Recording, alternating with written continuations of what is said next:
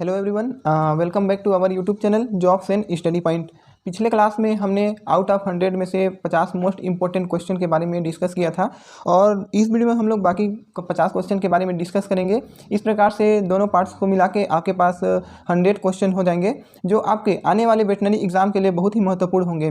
तो इस वीडियो को आप अच्छे से देखिएगा, समझिएगा और आपको लगता है कि जो भी क्वेश्चन इंपॉर्टेंट है, जो भी डाटा इंपॉर्टेंट है, तो उसको आप नोट करते जाइएगा। ये जितने भी क्वेश्चन हैं आपके ऑब्जेक्टिव टाइप के क्वेश्चन है और उसके 4 ऑप्शन है। चारों ऑप्शनों को हम लोग स्टेप बाय स्टेप भी डिस्कस करेंगे, एक्सप्लेन करेंगे। तो चलिए बिना देरी के वीडियो को शुरू करते हैं। So let's start today class. तो हम लोग का नेक्स्ट क्वेश्चन है, रेफिनोज कार्बोहाइड्रेट के बारे में कौन सा कथन सत्य है। तो इसमें जो भी आपका पॉइंट ट्रू है उसको हम लोग को सॉर्ट आउट करना है, ठीक है। तो ऑप्शन देखते हैं। शरीर में 11% पाया जाता है, तो 11% नहीं पाया जाता है। इसमें ग्लूकोज, गैलेक्टोज प्लस फ्रक्टोज पाया जाता है, तो ये राइट है। यह एक पॉलीसेकेराइड है, तो पॉलीसेकेराइड नहीं है। यह एक ट्राइसेकेराइड है, हाँ तो ये राइट है, यानी यह एक ट्राइसेकेराइड का एग्जाम्पल है। तो यहाँ पे क्या हो जाएगा, हम लोग का ऑप्शन सी यहाँ पे राइट आंसर हो जाएगा। इसमें ग्लूकोज, गैलेक्टोज प्लस फ्रक्टोज पाया जाता है और यह एक ट्राइसेकेराइड है, ठीक है। नेक्स्ट क्वेश्चन है हम लोग का, फेरिंग्स में जो छिद्र होता है ओरोफेरिंग्स, वो किस में खुलता है।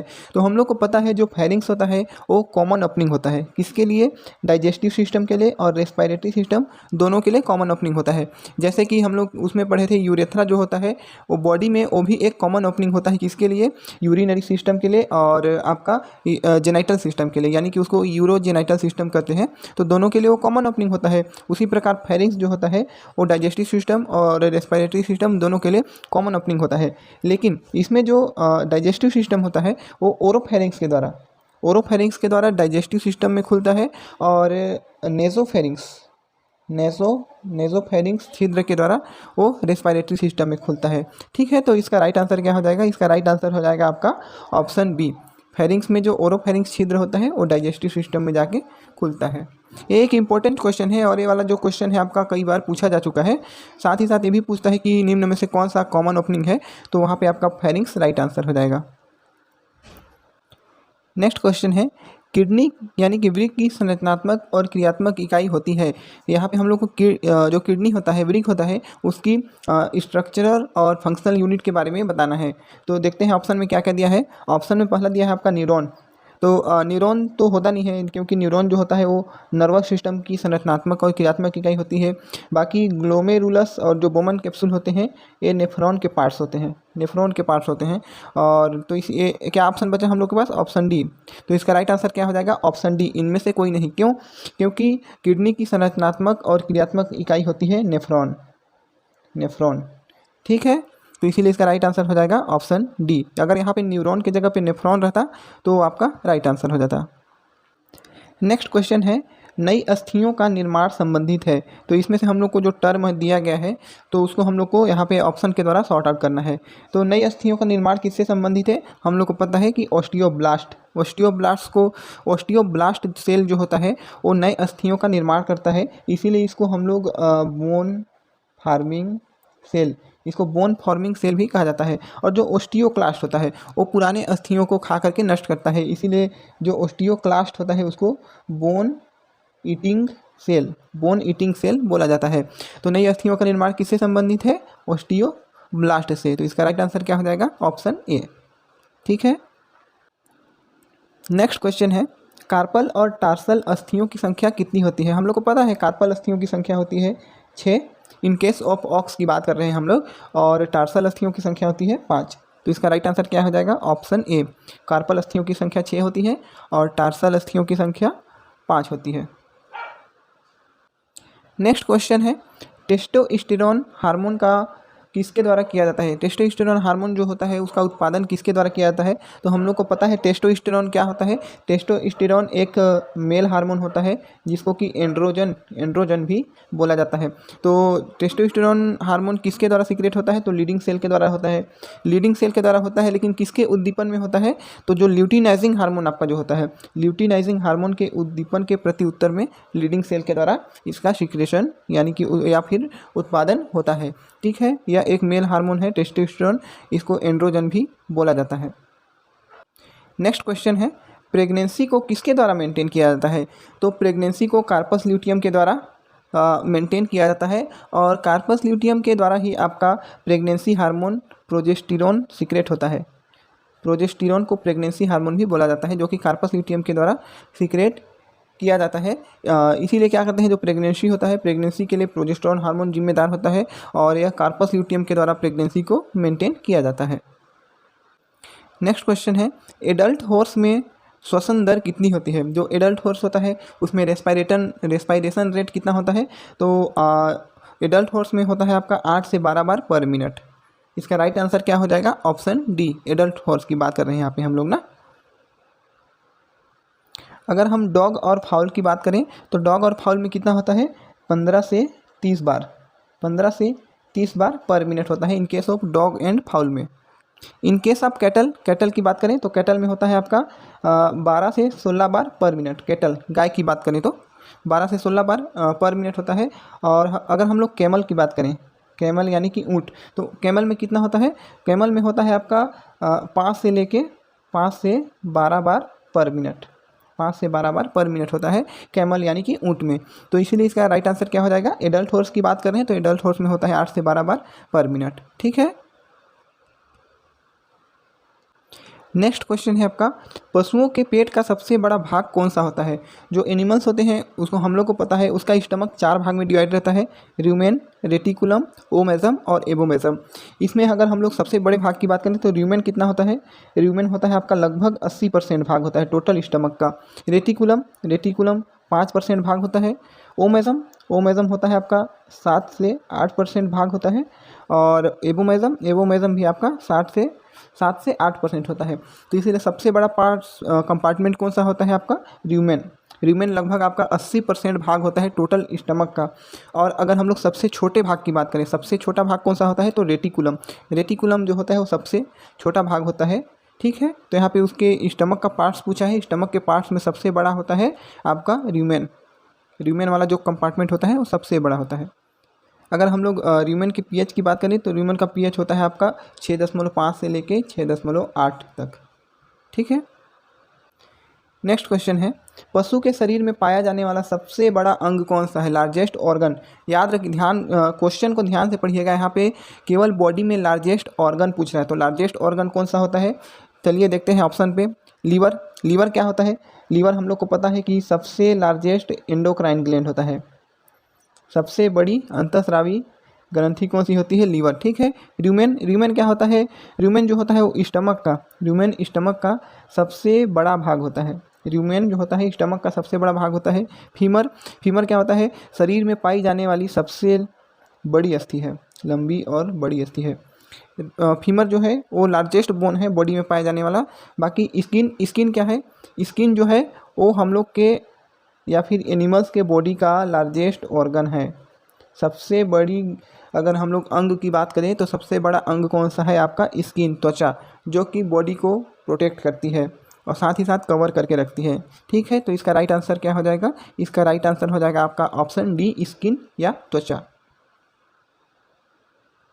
नेक्स्ट क्वेश्चन है आपका, मुर्गी में कर्ल टो पैरालिसिस बीमारी किसके कारण होता है? तो ये वाले क्वेश्चन को मैंने पहले भी डिस्कस किया था। आपका जो राइबोफ्लेविन होता है यानी कि विटामिन बी टू का रासायनिक नाम राइबोफ्लेविन है। तो कर्ल टो पैरालिसिस जो होता है वो राइबोफ्लेविन की कमी के कारण होती है मुर्गी में। ठीक है। नेक्स्ट क्वेश्चन है, मैच द फॉलोइंग। इसमें जो भी एलिमेंट्स या तत्व दिए हुए हैं उसकी कमी से होने वाले जो बीमारी या फिर रोग है उनके साथ इसको मैच करना है। तो देखते हैं, चलिए। फास्फोरस की कमी से क्या होता है? फास्फोरस की कमी से पाइका होता है। आयरन की कमी से क्या होता है? आयरन की कमी से एनीमिया या फिर पिग में पिगलेट एनीमिया होता है। कैल्शियम की कमी से क्या होता है? कैल्शियम की कमी से मिल्क फीवर होता है। सोडियम की कमी से कैनिबलिज्म होता है।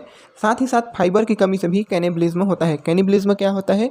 ऑन स्पीसीज़ को खाना, यानी कि खुद के स्पीसीज़ को खाना, उसको कैनिबलिज्म बोलते हैं। तो ये वाला जो क्वेश्चन है आपका कहीं ना कहीं एग्जाम में पूछता ही है, जैसे कि आपका एक कैल्शियम वाला हो गया, मिल्क फीवर। तो इसमें से एक क्वेश्चन इंपॉर्टेंट है, तो इसको आप लोग नोट डाउन करके रखिएगा। हो सकता है आने वाले एग्जाम में आपको इससे क्वेश्चन पूछे जाए। नेक्स्ट क्वेश्चन है, पिग में पैराकिरेटोसिस रोग किस तत्व की कमी के कारण होता है?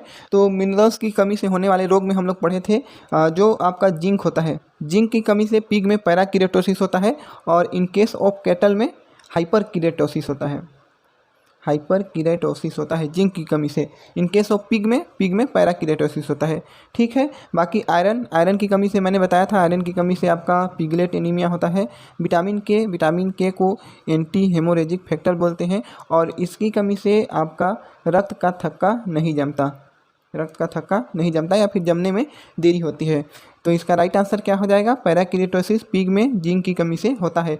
ये वाला क्वेश्चन जो है आपका VS एग्ज़ाम में पूछा गया था, साथ ही साथ ABFO एग्ज़ाम में पूछा गया था, साथ ही साथ आपका LSA एग्ज़ाम में पूछा गया था और आपका वेटनरी ऑफिसर के एग्ज़ाम में भी पूछा गया था। तो ये वाला क्वेश्चन जो है इंपॉर्टेंट है, इसको आप लोग नोट डाउन करके रखिएगा।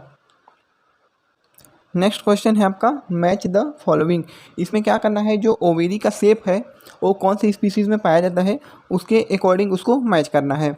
तो वाई शेप का ओवेरी किस में पाया जाता है? हमने जब जेनाइटल सिस्टम पढ़ा था तो उसमें बताया था ओवेरी के बारे में। तो वाई शेप का ओवेरी आपका जो रूमिनेंट्स जितने भी होते हैं, कैटल, बफेलो, शीप, गोट हो गए, उन सभी में वाई शेप का ओवेरी पाया जाता है। टी शेप का ओवेरी किस में पाया जाता है? जो हॉर्स होता है, फीमेल हॉर्स होते हैं, उनमें टी आकार का ओवेरी पाया जाता है। भी शेप का ओवेरी किस में पाया जाता है? बीच, जो बीच होते हैं, फीमेल डॉग होते हैं, उनमें भी शेप का ओवेरी पाया जाता है। दो सर्विक्स किस में पाए जाते हैं? रैबिट, जो खरगोश होता है, उसके जेनाइटल सिस्टम में दो सर्विक्स पाए जाते हैं। ठीक है, तो ये वाला क्वेश्चन भी आपको एग्जाम में देखने को मिल सकता है, तो इसको भी याद रखिएगा। नेक्स्ट क्वेश्चन है आपका गोट का साइंटिफिक नेम क्या होता है? गोट का साइंटिफिक नेम क्या होता है? कैपरा हिरकस। ये वाला क्वेश्चन मैंने पिछले क्लास में पढ़ाया भी था और ये वाला क्वेश्चन जो है आपका LSA एग्ज़ाम में और ABFO एग्ज़ाम में पूछा जा चुका है। तो इसमें से एक ना एक क्वेश्चन आता ही है, तो इसको आप लोग याद रखिएगा। बाकी ओविस एरिस किसका नाम होता है? जो सीप होता है, सीप का साइंटिफिक नेम होता है ओविस एरिस। बोस इंडिकस किसका नाम होता है? बोस इंडिकस होता है आपका जो कैटल होता है, कैटल का जो साइंटिफिक नेम होता है बोस इंडिकस होता है। बाकी कैनिस फैमिलियरिस किसका होता है? कैनिस फैमिलियरिस होता है आपका डॉग। स्वान उसको हिंदी में बोलते हैं, तो डॉग का साइंटिफिक नेम होता है कैनिस फैमिलियरिस। तो यहाँ पे हम लोग को गोट का पूछा गया है, तो गोट का साइंटिफिक नेम होता है आपका कैपरा हिरकस। ठीक है, ओके, बढ़ते हैं अगले क्वेश्चन की तरफ। नेक्स्ट क्वेश्चन है एक पुली लाइक आर्टिकुलर एरिया क्या कहलाता है? तो ये वाला जो क्वेश्चन है आपका एनाटॉमिकल जो टर्म होते हैं, डायरेक्शनल टर्म, वहाँ से पूछा गया है। तो पुली लाइक आर्टिकुलर एरिया क्या कहलाता है? ट्रोक्लिया कहलाता है। एक पुली लाइक आर्टिकुलर एरिया ट्रोक्लिया कहलाता है। बाकी ऑप्शन पे हम लोग डिस्कस कर लेते हैं। क्रेस्ट क्या होता है?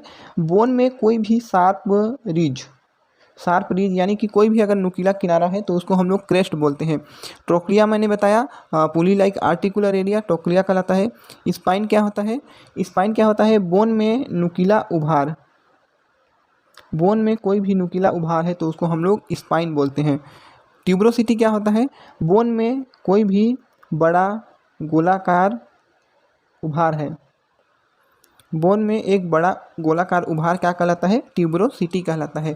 तो यहाँ पे पुली लाइक आर्टिकुलर एरिया पूछा गया है, तो वहाँ पे हो जाएगा trochlea, option B right answer. Next question है अस्थियों में अकार्बनिक पदार्थ के रूप में, इनऑर्गेनिक मैटर के रूप में जो कैल्शियम फास्फेट होता है वो लगभग कितने प्रतिशत पाया जाता है? तो इसको हम लोग पिछले क्लास में पढ़े थे, जब मैंने इसका पूरा बोन्स के बारे में डिस्कस किया था। तो उसका कितने पाया जाता है? 85% लगभग। यानी कि जो कैल्शियम फास्फेट होता है वो अकार्बनिक यानी कि इनऑर्गेनिक मैटर के रूप में आपके बोन में प्रेजेंट होता है लगभग 85% तक। ठीक है, तो इसको याद रखिएगा। नेक्स्ट क्वेश्चन है बर्ड्स में, पक्षी में पाए जाने वाले जो ह्यूमरस बोन होता है वो किस प्रकार के बोन का एग्जाम्पल है? तो जब हमने क्लासिफिकेशन ऑफ बोन्स बताया था तो वहाँ पे हमने पढ़ा था न्यूमेटिक बोन। न्यूमेटिक बोन क्या होते हैं? न्यूमेटिक बोन ऐसे बोन होते हैं जिसमें कि एयर सैक यानी कि वायु कोश पाए जाते हैं। क्यों पाए जाते हैं? क्योंकि बर्ड्स ऐसे प्राणी होते हैं जिनके बोन्स में वायु कोश पाए जाते हैं, एयर सैक पाए जाते हैं, ताकि उनको उड़ने में आसानी हो, इसीलिए उनके बोन में एयर सैक पाए जाते हैं। तो जो बर्ड्स के जो ह्यूमरस बोन होता है वो न्यूमेटिक बोन का एग्जाम्पल है। ठीक है, बाकी इसमें कन्फ्यूज़न वाला तो कोई बात है नहीं। एक ऑप्शन यहाँ पे है ऑस ऑप्टिकस। ऑस ऑप्टिकस क्या होता है? ऑस ऑप्टिकस एक स्पेशल बोन होता है, किस में पाया जाता है, या इसको हम लोग विसरल बोन भी बोलते हैं, जो कि जो बर्ड्स होता है, बर्ड्स के आई यानी कि पक्षियों के आँख में पाया जाता है ऑस ऑप्टिकस। ये वाला क्वेश्चन भी आपका इम्पोर्टेंट है, ऑस ऑप्टिकस वाला। ये वाला भी क्वेश्चन कई सारे एग्जाम में पूछे जा चुके हैं। तो यहाँ पे हम लोग को मेन ह्यूमरस बोन का देखना था, तो ह्यूमरस बोन जो है न्यूमेटिक बोन का एग्जाम्पल है, ठीक है ना। नेक्स्ट क्वेश्चन है, निम्न में से कौन सी बोन फोर लिम्ब यानी कि अग्रपाद यानी कि सामने वाले पैर में नहीं पाई जाती? याद रखिएगा, नहीं पाई जाती यहाँ पे पूछ रहा है। तो ऑप्शन पे हम लोग डिस्कस कर लेते हैं। कार्पल बोन, कार्पल बोन भी आपका फोर लिम्ब में पाया जाता है। स्केपुला, स्केपुला भी आपका फोर लिम्ब में पाया जाता है। ह्यूमरस भी फोर लिम्ब में पाया जाता है। तो इसका राइट आंसर क्या हो जाएगा? इसका राइट आंसर हो जाएगा फीमर। फीमर क्या होता है?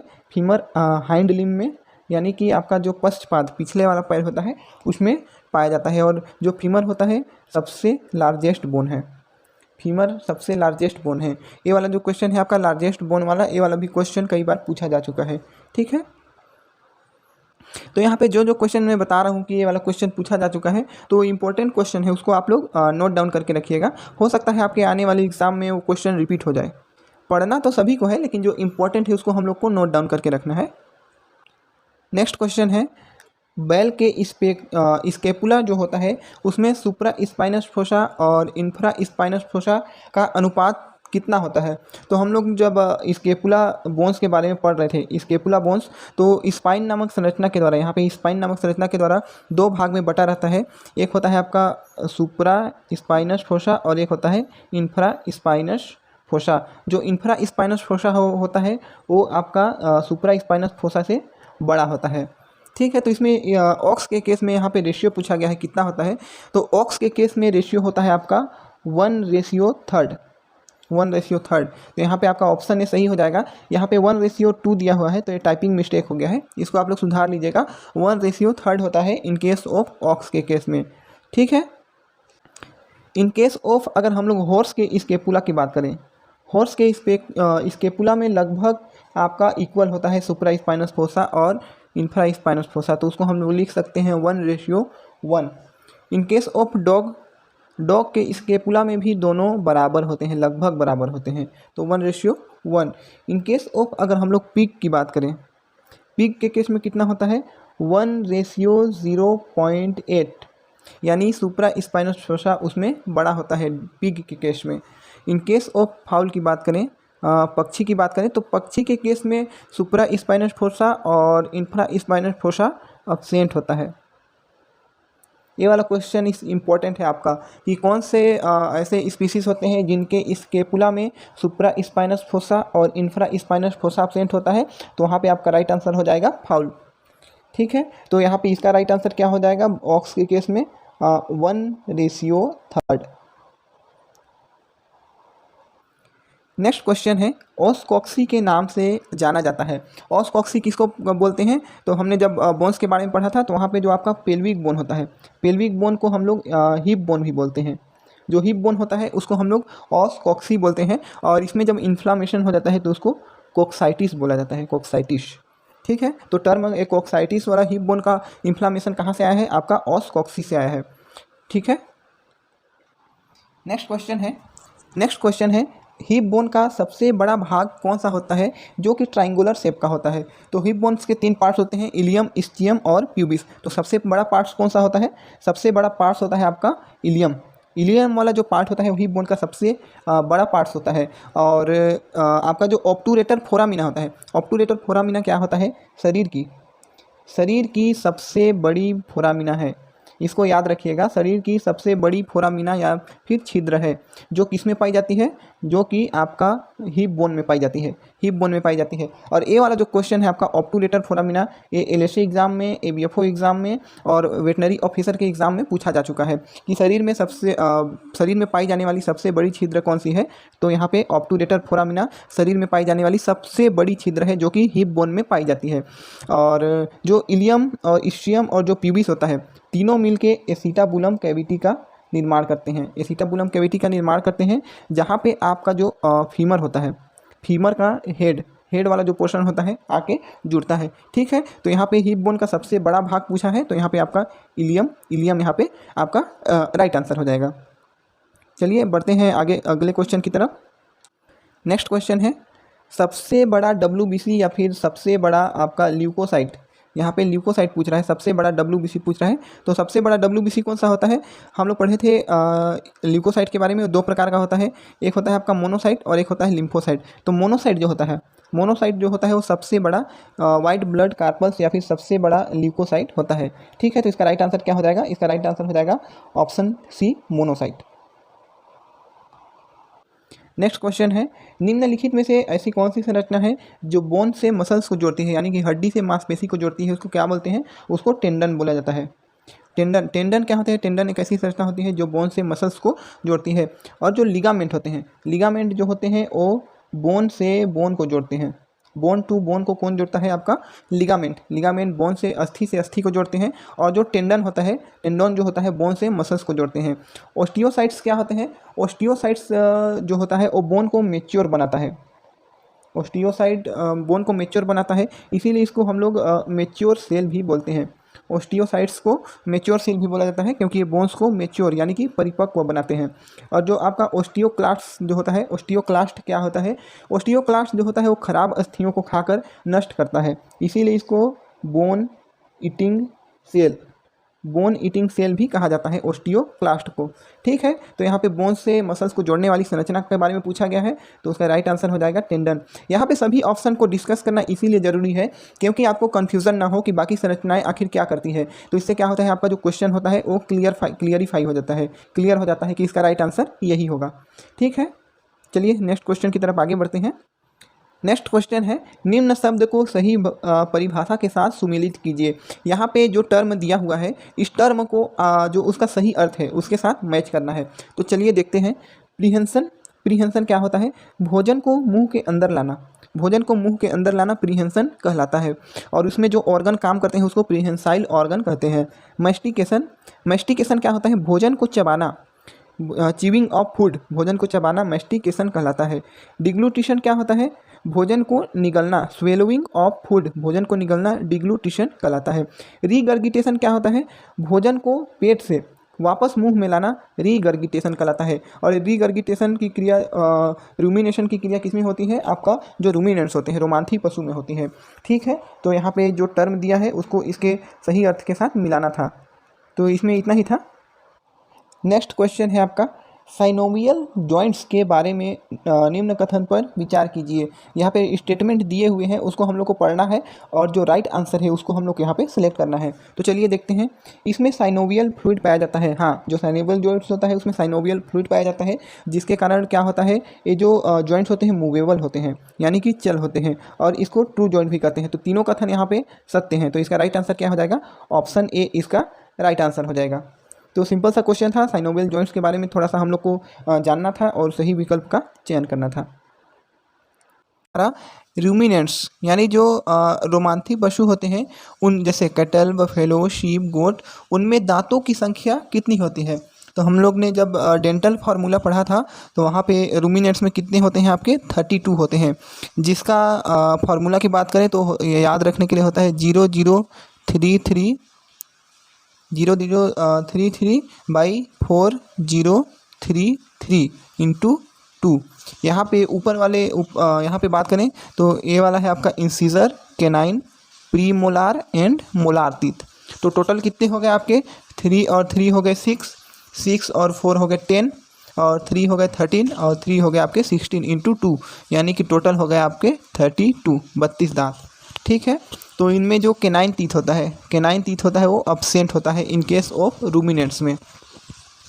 और बाकी ऑप्शंस के बारे में बात करें तो ऑप्शन ए यहाँ पे दिया हुआ है 44। तो 44 कितना होता है? किसका होता है 44? आपका जो पिग होता है, पिग के में दांतों की संख्या होती है 44, जिसका फार्मूला होता है 3143 अबव 3143 इंटू 2। तो इन दोनों को हम लोग टोटल काउंट्स करेंगे तो कितने हो जाएंगे? 44। ऑप्शन बी के बारे में बात करें तो ऑप्शन बी जो डॉग होते हैं, उनमें दांतों की संख्या होती है 42, जिसका जिसके हम लोग डेंटल फार्मूला की बात करें तो उसका होता है आपका 3143 इंटू 2। तो टोटल इस काउंट करेंगे तो कितने हो जाएंगे, टोटल काउंट करेंगे तो हो जाएंगे आपके 42।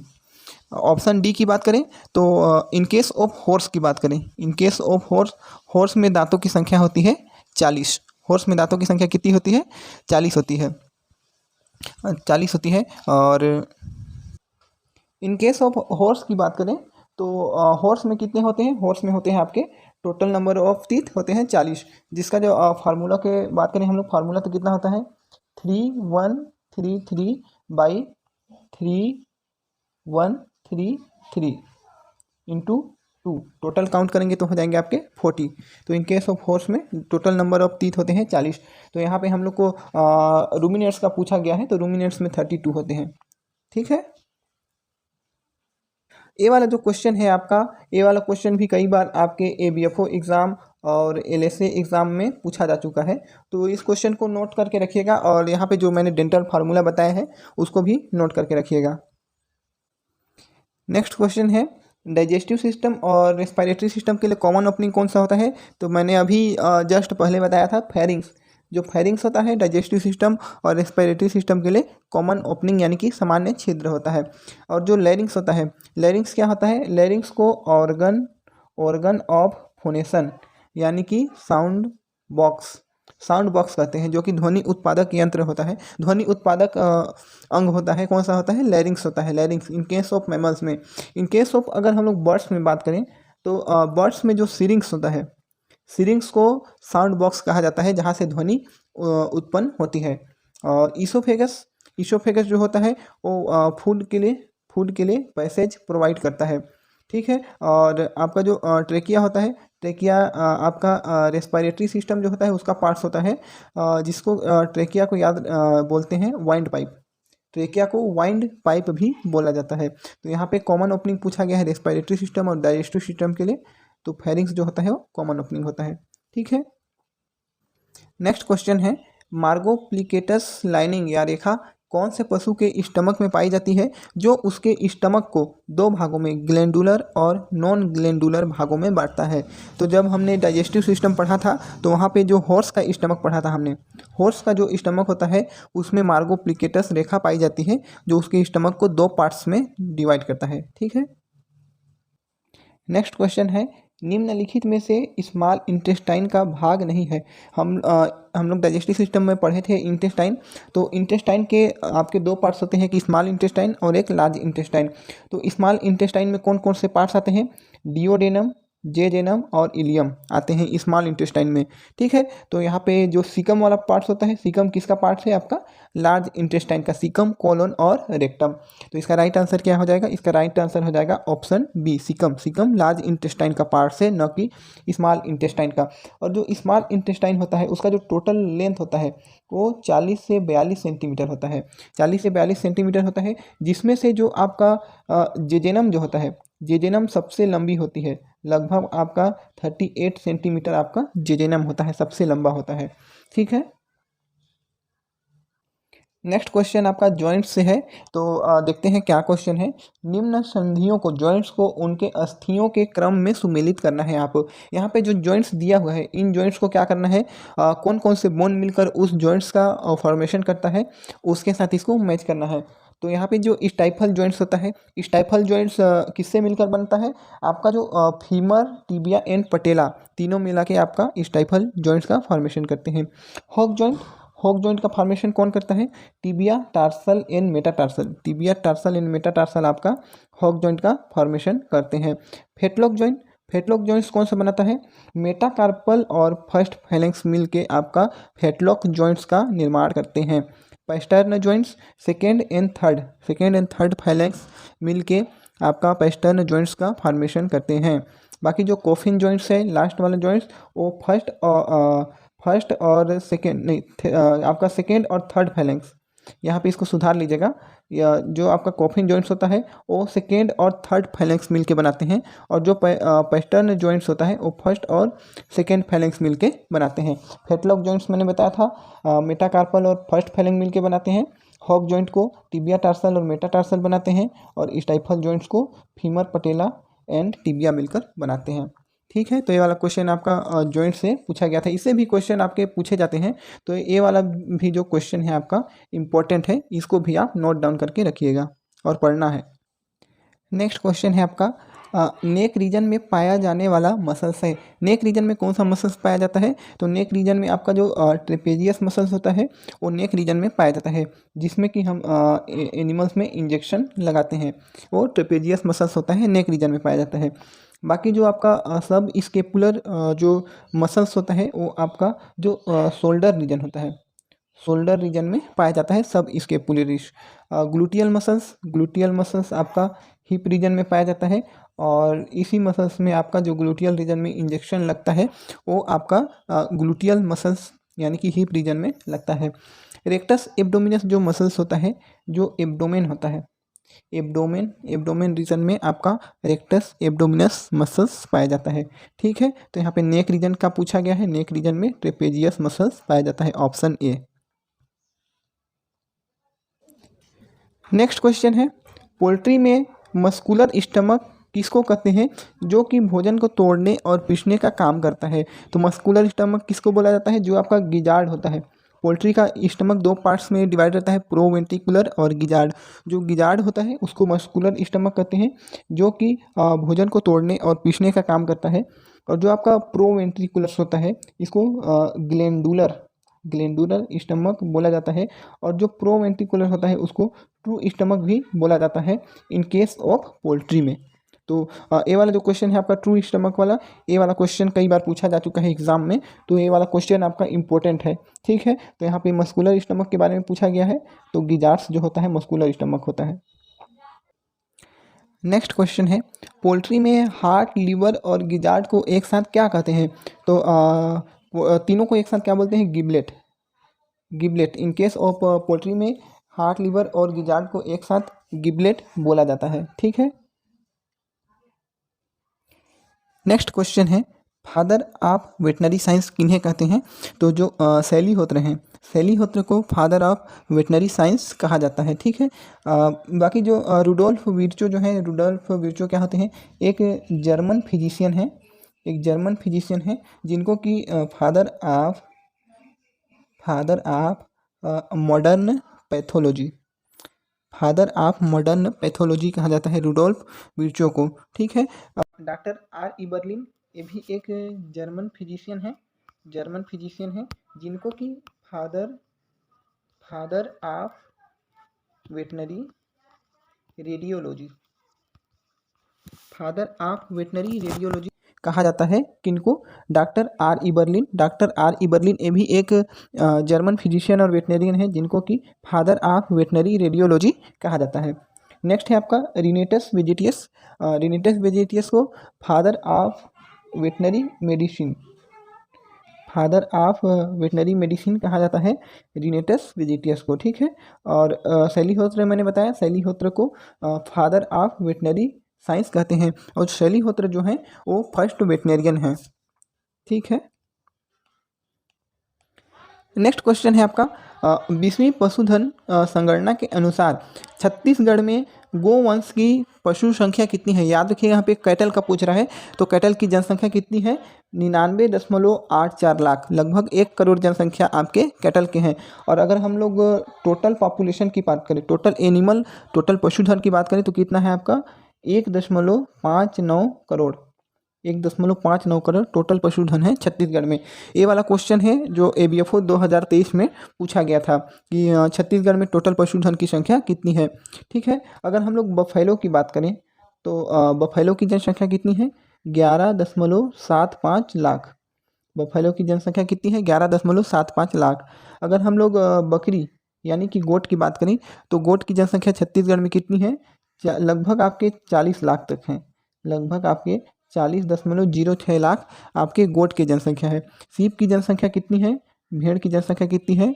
तो 1.80 लाख, लगभग आपके 2 करोड़ तक सीप की जनसंख्या है। किसकी जनसंख्या है? सीप की, भेड़ की जनसंख्या है। ठीक है, और अगर हम लोग चिकन की बात करें चिकन, पिग पिग पहले पिग को देख लेते हैं हम लोग। पिग सुकर की जनसंख्या कितनी है? तो सुकर की जनसंख्या आपका 5.27 लाख। और अगर हम लोग चिकन कुकुट कुकुट की बात करें तो कितनी है? 187.12 लाख।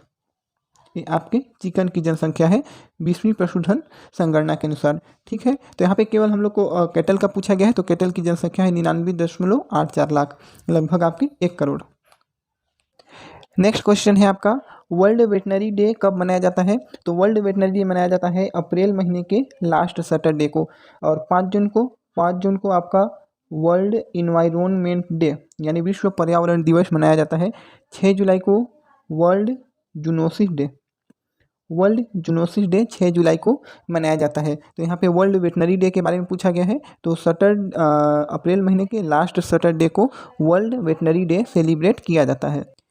नेक्स्ट क्वेश्चन है, फीमेल में प्राइमरी सेक्स ऑर्गन कौन सा होता है? तो फीमेल में प्राइमरी सेक्स ऑर्गन होता है आपका जो ओवेरी जो होता है आपका प्राइमरी सेक्स ऑर्गन होता है। और वेजाइना जो होता है आपका कैपुलेटरी ऑर्गन या फिर बर्थ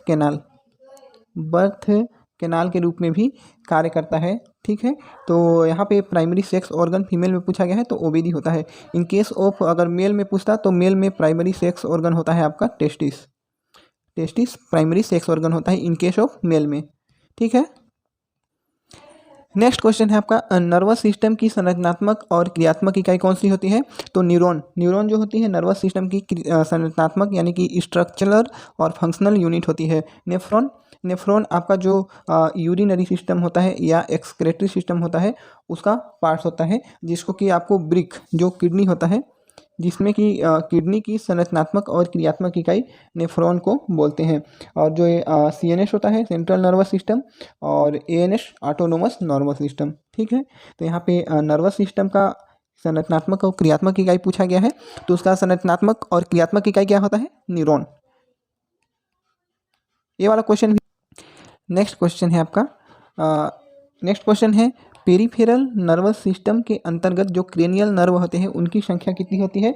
तो जब हम लोग नर्वस सिस्टम पढ़ रहे थे न्यूरोलॉजी, तो वहाँ पे हमने पढ़ा था जो पेरिफेरल नर्वस सिस्टम होता है उसमें क्रेनियल नर्व की संख्या होती है आपका 13 पेयर्स। और जो स्पाइनल नर्व होता है स्पाइनल नर्व की संख्या होती है 37 पेयर्स।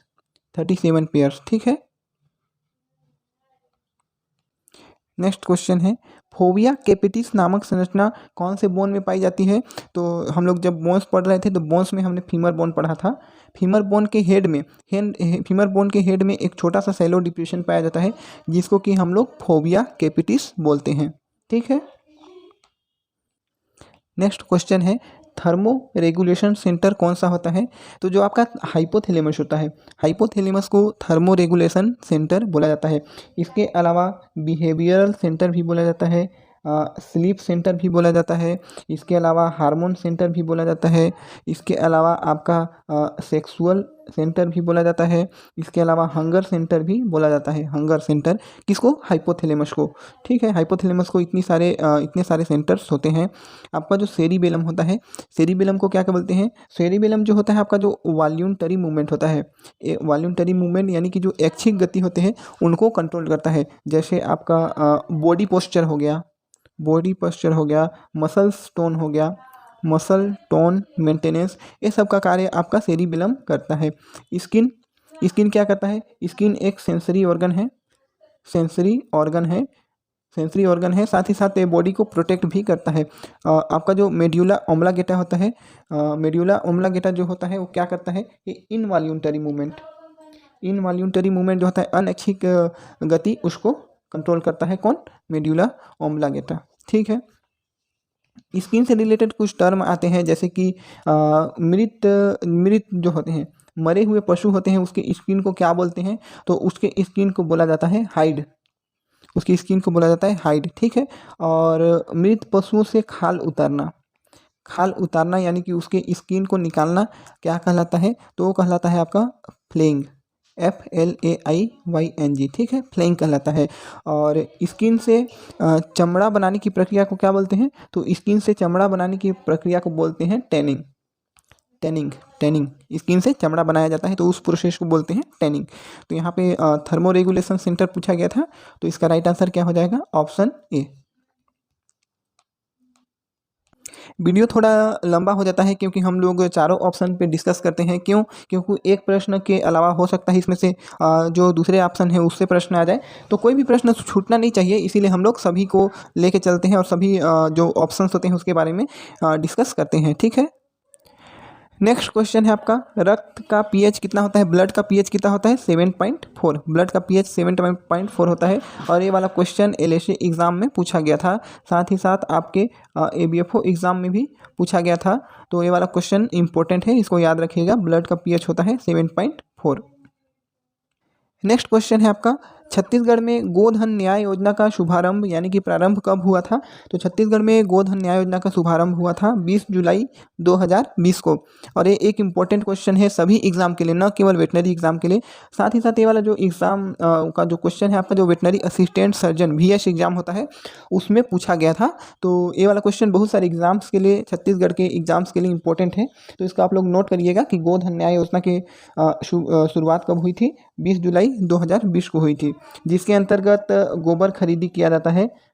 2 रुपये प्रति किलो के हिसाब से गोबर खरीदी की जाती है।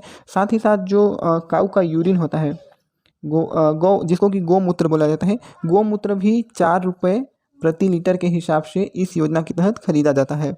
ठीक है, तो गोधन न्याय योजना की शुरुआत कब हुई थी? 20 जुलाई 2020 को। नेक्स्ट क्वेश्चन है, मूत्र निर्माण का बंद हो जाना यानी कि complete cessation of urine formation, उसको क्या टर्म बोलते हैं? तो उसको बोला जाता है एनूरिया। एनूरिया ऐसा कंडीशन होता है जिसमें कि यूरिन फॉर्मेशन बंद हो जाता है। बाकी ओलीगुरिया क्या होता है? मूत्र निर्माण कम हो जाना, उसको बोलते हैं ओलीगुरिया। पोलीयूरिया क्या होता है? मूत्र निर्माण अधिक होना या मूत्र निर्माण का बढ़ जाना, उसको पोलीयूरिया बोलते हैं। और डिसयूरिया क्या होता है? डिफ़िकल्टी इन यूरिनेशन यानी कि डिफ़िकल्टी इन यूरिनेशन यानी कि मूत्र उत्सर्जन में कोई भी दिक्कत या फिर तकलीफ़ है तो उसको डिसयूरिया बोला जाता है, यानी कि डिफ़िकल्टी इन यूरिनेशन। ठीक है, तो complete cessation of urine formation किसको बोलते हैं? एनयूरिया। एनयूरिया जो होता है उसको मूत्र निर्माण का बंद हो जाना कहा जाता है। ठीक है, मस्क्यूलो स्पाइरल ग्रू नामक संरचना कौन से बोन्स में पाई जाती है? तो हमने जब बोन्स के बारे में डिस्क्रिप्शन पढ़ा था तो उसमें हमने ह्यूमरस बोन के बारे में डिस्क्राइब किया था। ह्यूमरस बोन्स का जो बॉडी या फिर जो सॉफ्ट बॉडी या सॉफ्ट वाला पार्ट्स होता है उसमें मस्क्यूलो स्पाइरल ग्रू नामक संरचना पाई जाती है। तो इसका राइट आंसर क्या हो जाएगा? इसका राइट आंसर हो जाएगा option C, humerus. Next question है, छत्तीसगढ़ में अंडे की पर कैपिटा अवेलेबिलिटी कितनी है? तो छत्तीसगढ़ में अंडे की पर कैपिटा अवेलेबिलिटी है 67 एग पर ईयर। और अगर हम लोग इंडिया की बात करें, इंडिया में कितनी है? तो इंडिया में एक की पर कैपिटा अवेलेबिलिटी है 95 egg per year, 95 egg per year. और ये वाला जो क्वेश्चन है आपका एबीएफओ एग्ज़ाम 2023 में पूछा गया था। तो ये वाला क्वेश्चन भी आपका इम्पोर्टेंट है क्योंकि पर कैपिटा अवेलेबिलिटी से आपका एक ना एक क्वेश्चन प्रत्येक वर्ष देखने को मिलता है, भले ही वो आपका मीट से हो, मिल्क से हो या फिर एग से हो। तो इसमें से एक क्वेश्चन आप याद कर लीजिएगा। नेक्स्ट क्वेश्चन है, छत्तीसगढ़ का एकमात्र पशु नस्ल कौन सा है जिसको कि national bureau of animal genetic and research द्वारा प्रथम छत्तीसगढ़ी कैटल के रूप में पंजीकृत किया गया है? तो एकमात्र कैटल ब्रीड छत्तीसगढ़ का कौन सा है? कोसली। कोसली कोसली जो है वो एक छत्तीसगढ़ की ब्रीड है जिसको कि NBAGR द्वारा रजिस्टर्ड किया गया है। और एक आपका बफेलो का ब्रीड है, बफेलो का ब्रीड है जिसको कि छत्तीसगढ़ी बफेलो ब्रीड है, उसको भी क्या बोलते हैं आपका NBAGR के द्वारा रजिस्टर्ड किया गया है।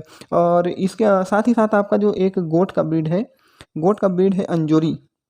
अंजोरी ये भी छत्तीसगढ़ की गोट ब्रीड है, इसको भी national bureau of animal genetic and researches द्वारा पंजीकृत यानी कि रजिस्ट्रेशन कराया गया है। साथ ही साथ एक छत्तीसगढ़ का चिकन ब्रीड भी है जिसको रिसेंटली में छत्तीसगढ़ी चिकन ब्रीड के रूप में क्या बोलते हैं पंजीकृत किया गया है, जिसका नाम है सोन कुकरी, जिसका नाम है सोन कुकरी। और इसकी उपलब्धि ये है, इसकी खासियत ये है कि एक साल में ये 120 अंडा देसी की तुलना में, देसी मुर्गी जो होते हैं उसकी तुलना में 120 अंडा प्रति वर्ष 120 अंडा देती है, जो कि एक सामान्य जो देसी नस्ल है उससे ज़्यादा है। ठीक है, तो ये वाला क्वेश्चन है, रिसेंटली आपके करंट अफेयर्स में भी पूछे जा सकते हैं। नेक्स्ट क्वेश्चन है, कैटल में ब्लड कलेक्शन का साइट कौन सा होता है? तो हम लोग जितने भी रूमिनेंट्स होते हैं जैसे कैटल, बफेलो, शीप, गोट, उन सभी में जुगुलर वेन के द्वारा ब्लड कलेक्ट किया जाता है। सिफेलिक वेन के द्वारा आपका जो डॉग और कैट के केस में सिफेलिक वेन द्वारा ब्लड कलेक्शन करते हैं। इन केस ऑफ पोल्ट्री की बात करें, हम लोग कुकुट की बात करें, तो पोल्ट्री में विंग वेन के द्वारा ब्लड कलेक्ट किया जाता है। इन केस ऑफ डॉग की बात करें, डॉग में जो आपका सिफेनस वेन होता है, सिफेनस वेन के द्वारा ब्लड कलेक्ट किया जाता है। तो यहाँ पे आपका कैटल में पूछा गया है, कैटल में ब्लड कलेक्शन का साइट होता है जुगुलर वेन। इसके अलावा ईयर वेन भी होता है जहाँ से हम लोग ब्लड कलेक्ट करते हैं। नेक्स्ट क्वेश्चन है, एंटीकोगुलेंट मिला हुआ ब्लड का फ्लूइड पोर्शन क्या कहलाता है? तो ब्लड वाले टॉपिक्स में हमने पढ़ा था प्लाज्मा और सीरम। तो ऐसा फ्लूइड पोर्शन जिसमें एंटीकोगुलेंट मिला होता है उसको प्लाज्मा बोला जाता है। प्लाज्मा में एंटीकोगुलेंट मिला होता है, और जो सीरम होता है, सीरम में एंटीकोगुलेंट अब्सेंट रहता है। ये वाला क्वेश्चन भी आपका एक इम्पोर्टेंट क्वेश्चन है, और ये वाला क्वेश्चन भी कई सारे एग्जाम्स में, वेटनरी के एग्जाम में पूछे जा चुके हैं। तो इसको आप लोग नोट डाउन करके रखिएगा और अपने माइंड में रिमाइंडर करके रखिएगा, क्योंकि ये वाला क्वेश्चन भी कई सारे एग्जाम्स में आते हैं। तो इस प्रकार से हमने पार्ट 1 और पार्ट 2 को मिला के टोटल आपके 100 क्वेश्चन का यहाँ पे सॉल्यूशन किया, और यह एक मॉडल पेपर है। ऐसे ही क्वेश्चन आपके एग्जाम्स में पूछे जाते हैं। तो इस वीडियो में जितने भी आपके जो भी डाटा बताए गए हैं, हो सकता है उसमें से कई सारे क्वेश्चन आपको एग्जाम में देखने को मिले। तो इसको आप लोग अगर एक बार में समझ नहीं आता है तो 2 बार प्ले करके देखिएगा, और जो भी डाटा हो सकता है इंपॉर्टेंट हो उसको नोट डाउन करके रखिएगा और उसको याद करते जाइएगा। और इसी तरह का आपको जो ऑब्जेक्टिव क्वेश्चन है हमारे चैनल पर मिलते रहेंगे, क्योंकि समय कम होने के कारण हम लोग थ्योरी नहीं पढ़ पाते हैं। तो ऑब्जेक्टिव क्वेश्चन को सॉल्यूशन के द्वारा हम लोग बहुत सारी चीज़ें को याद कर लेते हैं। ठीक है, तो यहाँ पे 100 क्वेश्चन आपको बता दिया गया है, और आगे भी इसी तरह का ऑब्जेक्टिव वीडियो आपको हमारे चैनल पर मिलता रहेगा। तो आज का वीडियो बस इतना ही। तो इस प्रकार हमने पार्ट 1 और पार्ट 2 को मिला के टोटल 100 क्वेश्चन के बारे में डिस्कस किया, और आने वाले टाइम पे भी हम लोग ऐसे ही इंपॉर्टेंट क्वेश्चन हमारे चैनल पर लाते रहेंगे, जो आपके एग्ज़ाम के लिए बहुत ही इंपॉर्टेंट होंगे। तो अभी तक हमारे चैनल को सब्सक्राइब नहीं किया है तो सब्सक्राइब कर लीजिएगा, ताकि जैसे ही कोई वीडियो अपलोड होता है या फिर कोई वेटनरी से रिलेटेड, आपको जॉब से रिलेटेड न्यूज़ मिलता है, तो आपको तत्काल प्राप्त हो सके। ठीक है, आज का वीडियो बस इतना ही। तो वीडियो देखने के लिए आप सभी का बहुत बहुत धन्यवाद। Thank you.